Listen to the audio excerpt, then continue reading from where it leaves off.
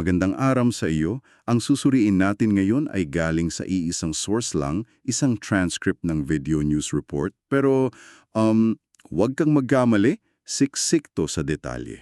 Oo. Ang sentro ng usapan, ang pagharap ni House Majority Leader Sandro Marcos sa isang komisyon. Isang komisyon na nag-iimbestiga sa mga umano'y maanomalyang proyekto. Tama. At ang misyon natin, himayin ang mga nangyari, yung mabigat na alegasyon at syempre, yung naging tugon niya. At dyan talaga nagiging interesante. Kasi sa mga sitwasyong ganito, hindi lang yung ano ang sinabi, kundi yung paano ito sinabi. Exactly. Titingnan natin yung diskarte sa likod ng mga public statement, yung kahulugan ng mga hiling para mabigyan ka ng mas kumpletong larawan. Sige, simulan na natin sa mismong eksena. Sige. So, si Congressman Sandro Marcos, humarap siya sa Independent Commission for Infrastructure or ICI. ICI, okay. Ang petsa, Huwebes, Disyembre 4. At yung iniimbestigahan nila, napakaseryoso, mga anomalous flood control projects. Naku, flood control projects, yan yung tipo ng proyekto na, alam mo yun, direktang nakakaapekto sa buhay ng mga tao, di ba? Oo, sa kaligtasan. Kaya anumang anomalya dyan, napakalaki talaga ng implikasyon. At heto agad yung unang twist sa kwento. Bago pa man magsimula yung testimonya, may healing agad yung kampo ni Marcos. Ano yun? Ayon sa source, hiniling nilang gawing closed door. Executive session. Oo, executive session. At pumayag dito si ECI Chair Andres Reyes Jr. So para sa ating mga nakikinig, anong ibig sabihin nito? Standard ba to o may red flag na dapat bantayan? Magandang tanong yan. Kasi ano yan may dalawang panig yan. Sa isang banda, may lehitimong dahilan para dyan. Okay. Ang katwiran para protektahan yung integridad ng investigasyon. Baka may babanggiting pangalan, mga detalye, na kung maisapubliko agad, Baka makatakas yung iba, ganun ba? oo, parang ganon, baka makapag-alerto sa iba pang posibleng sangkot. Parang sa police investigation, di ba? Hindi mo muna inilalabas lahat ng baraha mo. Okay, gets. So para hindi masira yung mas malaking investigasyon, may lohika naman pala. Meron. Pero ano yung kabilang panig na sinasabi mo? Ang kabilang panig na laging tinitingnan ng mga mapanuri ay yung anggulo ng information control. Pag Pag isinara mo yung pingko sa media at sa publiko, ikaw ang may hawak kung anong impormasyon ang lalabas, kailan to lalabas, at paano ipipresenta. controlled environment, kumbaga. Controlled environment. Kaya sa simula pa lang, may tension na sa pagitan ng confidentiality ng investigasyon at yung karapatan ng publiko para sa transparency, lalo na't pondo ng bayan yung pinag-uusapan. At bago pa man sila pumasok sa saradong kwartong yon, may ginawa muna si Representative Marcos. Humarap siya sa media. Yung public statement. Oo, nagbigay ng pahayag. Dito niya inilatag yung naratibo niya. Nilinaw niya na voluntaryo siyang pumunta, Voluntary, okay? hindi raw siya sinupwena, at iginiit na hindi siya yung iniimbestigahan. At mahalaga yung eksaktong mga salitang ginamit niya na naitala sa transcript. Anong sabi niya sa mayor? Ang sabi niya, I came here on a voluntary basis so I could help the ICI with their investigation. At dinagdag pa niya, I am willing to give and tell the ICI anything that I might know that will further the investigation. Ang galing ng kontrast, no? Sa labas, sa harap ng kamera, ang mensahe ay open book ako, nandito ako para tumulong. Oo. Pero yung mismong pagbibigay ng impormasyon, doon sa loob ng kwarto kung saan wala ng ibang makakarinig. Eksakto. Ito yung tinatawag na dual-pronged strategy.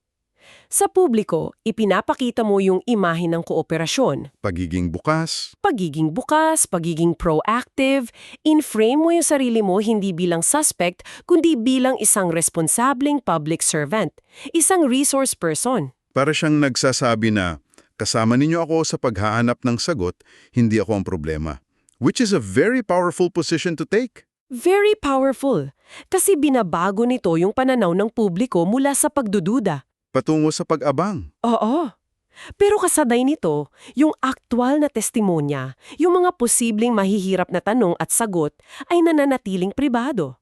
At least for now. So he's positioning himself as a cooperative resource person. Pero ang tanong, bakit kailangan ng ICI ng tulong niya in the first place? Yan. Kung hindi siya ang iniimbestigahan, ba't siya sentro ng atensyon? Dito na yata papasok yung pinakaugat ng issue, no? Dito na papasok yung bomba. Ang dahilan kung bakit siya nandoon ay yung napakabigat na aligasyon mula sa kapwa niyang mambabatas. Si Representative Zaldico. Si Zaldico, At hindi biro ang numerong binanggit sa source. hindi talaga. Ayon sa alegasyon ni Ko, si Representative Marcos daw ay nagpasok o inserted ng hindi bababa sa 50 billion pesos 50 bilyon. para sa mga public works projects. At hindi lang sa isang taon. Sinasabi sa source, sakop nito ang budget ng 3 taon, 2023, 2024 at 2025. Wow, 50 billion pesos. Kailangan nating bigyan ng konteksto yung 50 bilyong piso para magkaroon ka ng ideya. Gaano kalaki yan? Ang buong tao ng budget, halimbawa ng Department of Tourism, ay nasa 3 bilyon lang. 3 billion lang. So katumbas yan ng halos 16 na taon na budget ng DOT. Ganon kalaki yan. Mas malaki pa yan sa budget ng maraming ahensya ng gobyerno. Wow, ang laking halaga. Pero linawin natin, ano ba talaga ang ibig sabihin ng budget insertion? Bakit masama? Hindi ba trabaho ng mambabatas na maglabi para sa distrito nila? Magandang tanong yan kasi dyan madalas nagkakaroon ng kalituhan. Oo, parte ng trabaho nila yon. Pero dapat dumaan sa tamang proseso. Ang proseso ng budget masalimuot yan eh. Nagsisimula sa panukala ng ehekutibo, may deliberasyon sa Kongreso, public hearings. Mahabang proseso. Oo, ang issue sa terminong insertion ay yung konotasyon na ito'y parang isang ninja move. Isang ninja move. Parang isinisingit sa huling minuto. Yun ang alegasyon na may idinaragdag na mga line item o proyekto sa budget sa huling bahagi na ng proseso na posibleng hindi na dumaan sa technical review, sa public hearing o yung masusing deliberasyon na pinagdaanan ng iba. Para kang sumisingit sa napakahabang pila? Eksakto. At sa kasong to, hindi lang basta pagsingit, kundi bilyon-bilyong piso ang pinag-uusapan na posibleng hindi nasuri ng maayos. So ang issue talaga ay yung proseso at yung transparency. Hindi lang yung pera, kundi kung paano napunta yung pera doon. At dyan bumapasok ang tanong ng accountability, di ba? Sino ang nagpasok? Ano ang basehan? Dumaan ba sa pag-aaral? Kung hindi malinaw yung sagot dyan, Doon nag-uumpisa ang pagdududa ng anomalya. tumpak. At yan ang bigat ng alegasyon na kailangan sagutin ni Representative Marcos sa loob ng closed-door session na yon. Siyempre, pagkatapos ng pagdinig, may napakatinding tugon si Marcos. Humarap siyang muli sa media. At ayon sa ating source, inulit niya na ang mga akusasyon ni Ko ay pure fabrication and pure lies. Pansinin mo yung kananalita. Hindi niya sinabing misunderstanding o out of context. Oo, Ang pinili niyang mga salita ay fabrication at lies, paggawa-gawa at kasinungalingan. Napaka-absolute. parang pagguhit ng linya sa buhangin. Sinasabi niyang walang katotohanan yan. Punto. Oo, walang kompromiso at isa itong paraan para mag-project ng kumpiyansa. Sa harap ng 50 billion pisong alegasyon, Kailangan mo ng 50 billion pisong pagtanggi. kailangan mong tapatan yung bigat, tama ka dyan. At para patunayan daw na wala siyang itinatago, dito na niya binitiwan yung isang pahayag na parang kabaligtahan ng nauna niyang hiling. Eto na. Sinabi niya na handa siyang ilabas sa publiko ang kanyang testimonya. Ito ang eksaktong sinabi niya, base sa transcript. I have given the ICI full authority if they deem fit to release the video of my testimony. Tapos dinugtungan niya, I'm happy for them to do so if they believe that there is no information there that will jeopardize their investigation. Dito ako nagiging mas interesado. Parang 180-degree turn mula sa gawin nating pribado, naging, sige, ilabas ninyo. Anong nangyayari dito? Dito mo makikita yung galing ng communication strategy. Sa surface level, ito ay isang malaking pagpapakita ng transparency. Isang hamon. Isang dare. Parang sinasabi niya, go ahead, I dare you, let the people see, wala akong tinatago. Napakalakas niyan sa publiko, di ba? Sobra. Pero may pero. Tama ba? May nabasa akong mga condition doon. At yung pero ang pinaka-critical na bahagi. Ah, Ipinapasa niya yung desisyon at yung buong responsibilidad sa ICI. Pansinin natin ulit yung dalawang kondisyon. sige. Una, if they deem fit, kung sa tingin nila ay nararapat. Pangalawa, at pinakamahalaga, if they believe that there is no information there that will jeopardize their investigation. Ah, so may catch. Hindi siya isang blanket na ilabas nyo na. May mga kondisyon na kailangang matugunan. Oo. At ang ICI ang magdedesisyon. So parang isang calculated risk o mas tamang sabihing isang win-win PR move. Mas malapit sa pangalawa. Isipin mo ang dalawang posibleng senaryo. Senaryo A, inilabas ng ICI ang video kung malinis ang testimonya niya. Vindicated siya. Vindicated siya, mukha siyang biktima ng maling akusasyon. Panalo siya. Okay, panalo siya doon. Ano yung scenario B? Senaryo B, hindi inilabas ng ICI ang video. Bakit? Malamang dahil sa pangalawang kondisyon, baka makasama sa investigasyon. Okay. Pero, ano magiging itsura niyan sa publiko? Ang lalabas ay, handa si Congressman Marcos na ilabas, pero ang ICI ang ayaw. Ah, so hindi siya yung mukhang may itinatago. Eksakto. Ang responsibilidad na kay ICI. So ano man ang mangyari, communication-wise, nasa magandang posisyon siya. Kung ilabas, panalo. Kung hindi ilabas, hindi niya kasalanan.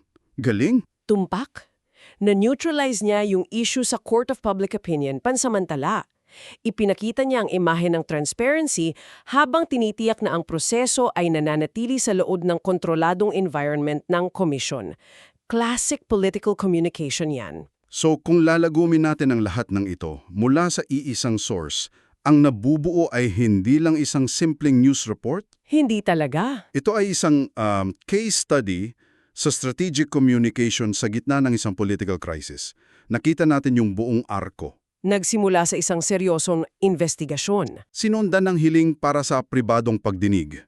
Pagkatapos, isang pampublikong deklarasyon ng voluntaryong kooperasyon na tilang taliwas doon sa naunang hiling. Tapos yung napakatibay na pagtanggi sa 50 billion peso allegation. At nagtapos sa isang alok na ilabas ang testimonya, pero isang alok na may mga safety net, mga kondisyon na naglilipat ng bigat ng desisyon sa komisyon. Ang bawat hakbang ay tila pinag-isipan at nagbibigay ito sa iyo ng mas malalim na pag-unawa, hindi lang sa kaso, kundi sa laro ng politika, persepsyon at impormasyon. At bilang pangwakas na kaisipan na iiwan namin sa iyo, subukan mong ilagay ang sarili mo sa sapatos ng mga namumuno sa ICI. Ikaw si Chair Andres Reyes Jr. Oo, hawak mo yung video ng testimonya, nasa iyo ang desisyon. Ilalabas mo ba ito sa publiko o hindi? Napakabigat na desisyon yan. Sobrang bigat. Sa isang panig, may pressure mula sa publiko para sa transparency. Karapatan ng taong bayan yan, di ba? Siyempre, pera nila yan eh. Pera nila yan. Kung hindi mo ilalabas, baka akusahan ka ng pagtatakip.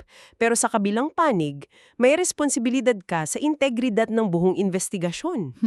Paano kung yung paglalabas ng video ngayon ay maging dahilan para hindi mo na makuha ang testimonya ng iba pang testigo bukas?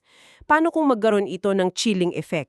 O paano kung magbigay ito ng ideya sa ibang sangkot kung paano iikutan yung mga susunod na tanong? Eksakto. Kaya ang tanong ay ito. Paano mo babalansehin yung panawagan para sa agarang transparency laban sa pangangailangan para sa pangmatagalang hustisya? Ang panglalabas ba ng video ay magsisilbi sa mas malaking layunin na malaman ang buong katotohanan o magiging isang panandaliang pagbibigay lugod lang sa publiko na posibleng isakripisyo ang buong kaso? Isang bagay na sulit pagnilay.